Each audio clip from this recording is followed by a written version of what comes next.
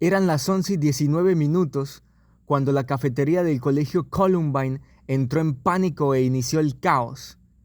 Para recrear este momento, hay que recordar nuestras propias jornadas escolares, recordar cuando cada mañana la cafetería se llenaba de estudiantes que ordenaban bebidas gaseosas, sándwiches, café y todo el personal del colegio se amontonaba en ese mismo lugar.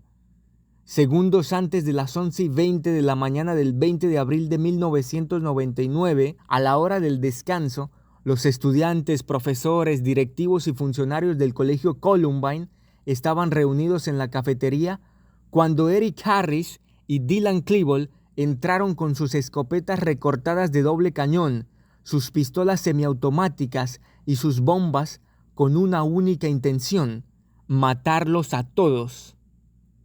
Entraron disparando a diestra y siniestra. Todo pudo ser peor sin el profesor William Sanders.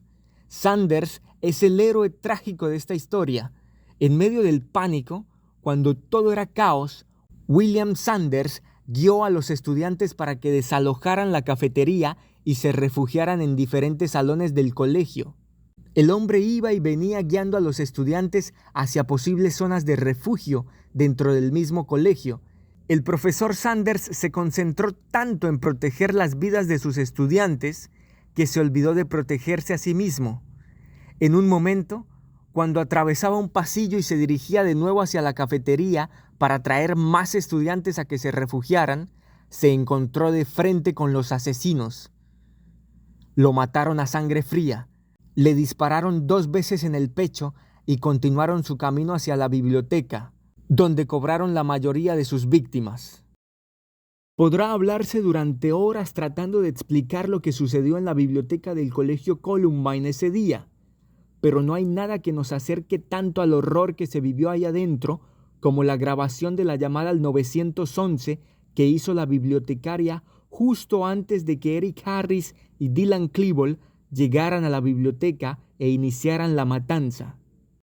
A continuación iremos al fondo, a la médula misma del horror que se vivió en esa biblioteca cuyos libros se mancharon de sangre. Esta es una parte de la grabación que se registró de esa llamada.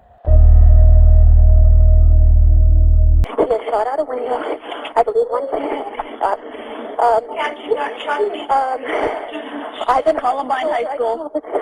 I don't know what's in my shoulder. If it was just a last through it. Okay, has anybody been injured, ma'am? Yes. Okay. Yes.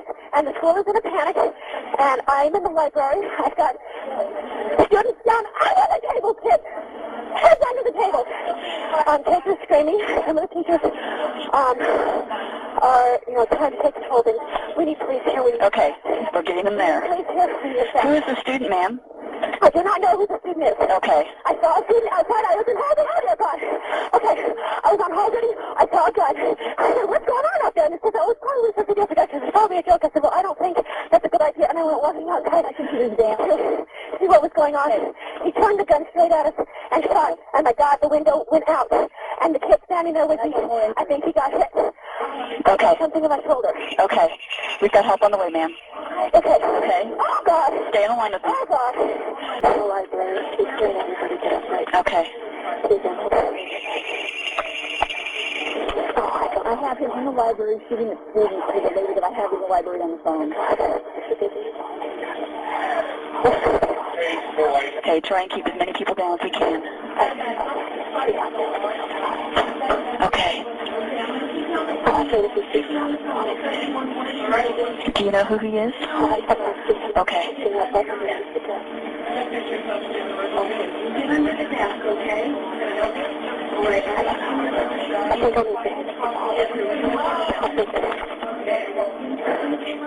Después de matar a 12 estudiantes y dejar gravemente heridos a más de una docena, los asesinos salieron de la biblioteca y regresaron a la cafetería.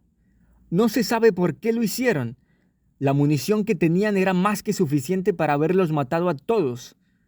En ese momento, los estudiantes que sobrevivieron a la primera entrada se refugiaron o corrieron directamente a buscar una salida del colegio. Mucho se dijo acerca de la débil intervención de la policía. Muchas cosas se comentaron. En todo caso, al final lo que ocurrió fue que Eric Harris y Dylan Klebold mataron hasta que se cansaron. Literalmente, se pasearon durante más de 40 minutos libremente por el colegio sin que nadie hiciera nada. El horror se acabó cuando ellos mismos accionaron las armas en su contra. La bibliotecaria y otras personas que estaban escondidas cerca escucharon el conteo final. Contaron hasta 3 y se dispararon. Harris lo hizo en el paladar, Klebold en su sien derecha. La masacre de Columbine había finalizado. Eric Harris y Dylan Klebold sincronizaron su suicidio de la misma manera que habían sincronizado todo el plan, cuyo objetivo parece que era destruir el colegio entero, pues los investigadores encontraron bombas de propano puestas en varios lugares del colegio que por fortuna no quedaron bien hechas y por eso nunca explotaron. Hay anécdotas contadas por algunos de los sobrevivientes que nos acercan de manera más íntima a lo que padecieron las víctimas de la masacre de Columbine. Jessica Holiday, cuya imagen fue capturada por las cámaras de los reporteros justo después de haber logrado escapar a la matanza, contó algunos días después que hubo un momento en el que Eric Harris y Dylan Klebold se quedaron sin balas y se hicieron en una esquina de la biblioteca para cargar sus armas. En ese momento, ella intentaba ocultarse debajo de una mesa, la mesa número 13. Mientras se estaban preparando para cargar las armas, Dylan Klebold le comentó a Harris algo sobre cuchillos y ambos empezaron a hablar de cómo sería cortar carne humana. Jessica Holiday dijo que al momento de cargar sus armas, Dylan Klebold se sentó sobre su pierna. Ella llevaba puesto un short y su pierna estaba completamente desnuda. Una a una el asesino fue poniendo las balas en sus armas mientras Jessica esperaba el momento en el que sacara un cuchillo y empezara a destrozarle la pierna. Pero esto no ocurrió. Klebold cargó sus armas, se levantó y el tibio impulso carnal violento que la desnudez de la pierna de su compañera de clases le provocó por un instante, desapareció por completo y se llevó de su mente la curiosidad por cortar carne humana. Jon Savage cuenta que los asesinos se dirigieron a la mesa debajo de la cual él se encontraba. Jon vio los pasos de sus botas negras venir hacia él y después detenerse. Le pidieron que se identificara. En ese momento los asesinos lo reconocieron y lo saludaron. Jon no sabía qué hacer al ver a sus compañeros de clase Dylan y Eric convertidos en unos mercenarios. La reacción inmediata fue saludarlos como siempre lo había hecho, pues los tres habían compartido bastantes momentos y se llevaban muy bien. La frase que le salió a Jon para saludarlos fue la pregunta ¿qué hacen? Y la respuesta que le dio Dylan Klebold fue aquí, matando gente. Después de eso le dijeron que era mejor que se fuera, que abandonara el lugar inmediatamente. Por supuesto que Jon no dudó en hacerlo.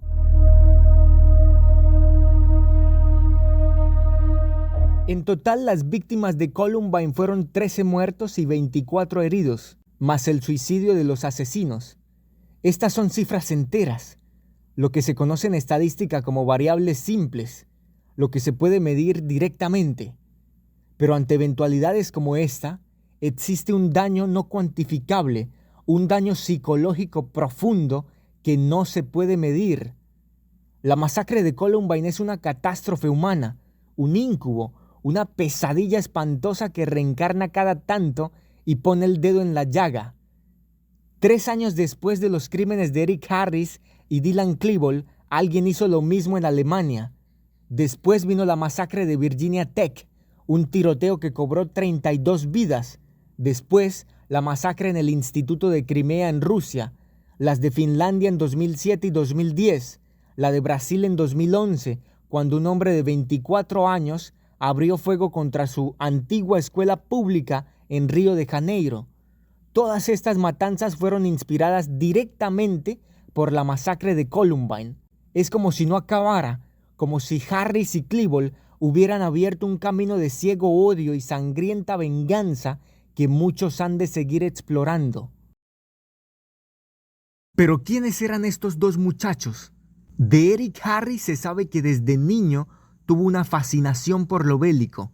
Seguramente esto se debe a que su padre fue piloto de guerra y entonces desde muy joven Harris estuvo en contacto con ese ambiente.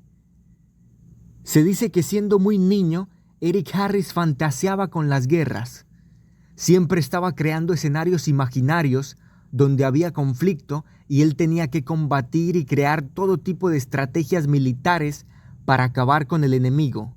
Esta fascinación por la guerra y por la estrategia militar hizo que Harris quedara fascinado con el videojuego Doom. Este videojuego se convirtió en el lugar ideal para que Eric Harris explorara todas sus fantasías. Una de las características del juego era el modding, es decir, la posibilidad de que los jugadores pudieran crear nuevos escenarios a su gusto. Esto fue muy importante para Eric Harris. Él creó muchos niveles del juego y los compartió en la web bajo el seudónimo de RevDoomer. Una de las cosas en común que tenían Eric Harris y Dylan Klebold era precisamente la pasión por el universo Doom. Ambos pasaban horas y horas jugándolo.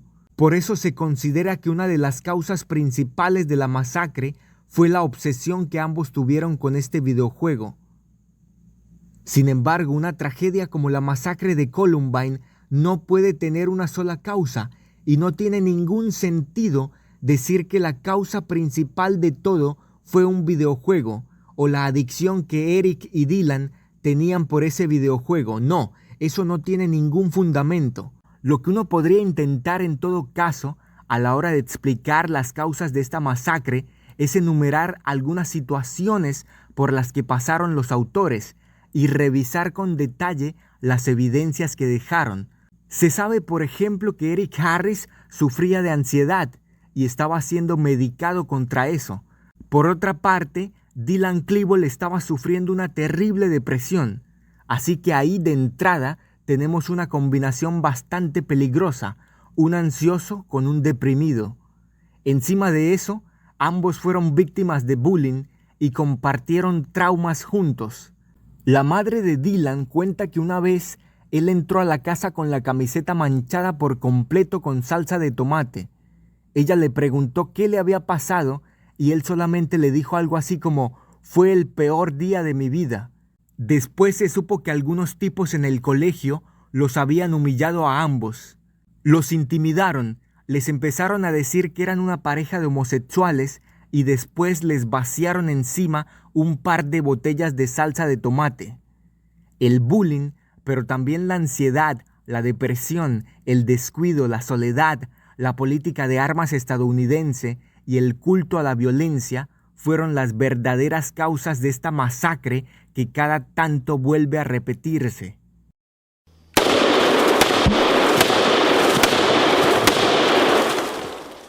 ¿Qué pasa en los Estados Unidos?